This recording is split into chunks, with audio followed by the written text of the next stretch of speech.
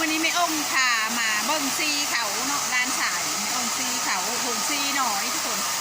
หงซีอยู่ในบ้านพี่ชาวไม่องค์เองบ้านเกิดไม่องค์เนี่ยอันนี้ก็เขาออก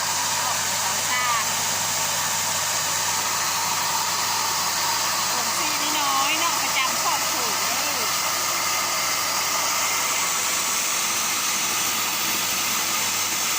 ประมาณนี้เนาะมันลงแต่นี้ไงมันก็ไล่ลงมาเนี่ย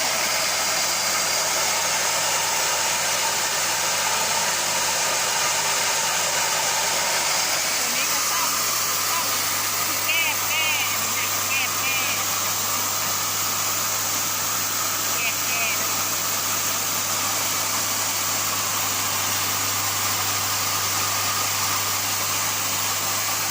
ไล่ลงมานี่แก้ที่มีเข้าไปเนาะ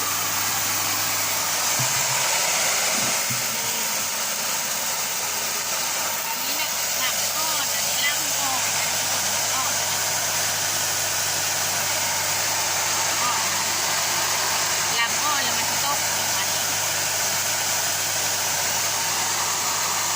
ผมซีน้อยๆนี่นะซีประจำครอบครัว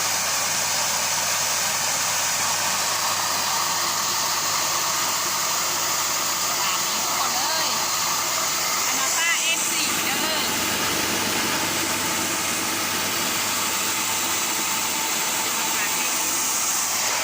อันนี้คนซีอันนี้นะคนซีอันนี้คนซีเขาร้านขายไม่องค์อันนี้นะเรียกมาได้คนซีเขาก็ได้สบายดีเลยดูโอ้ยอายของไอ้เอ้ย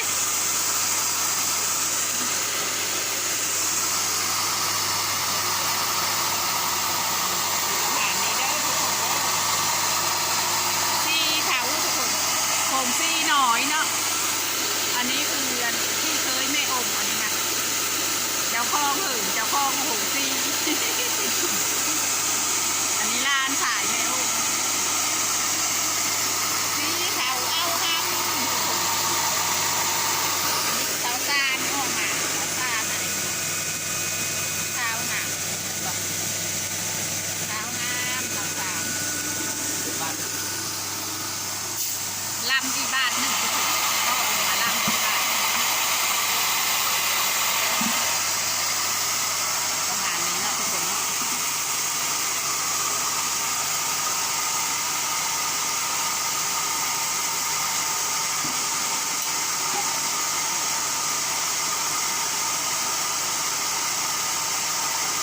โงซีเนาะทุกคนเนาะมาพาF4เด้อ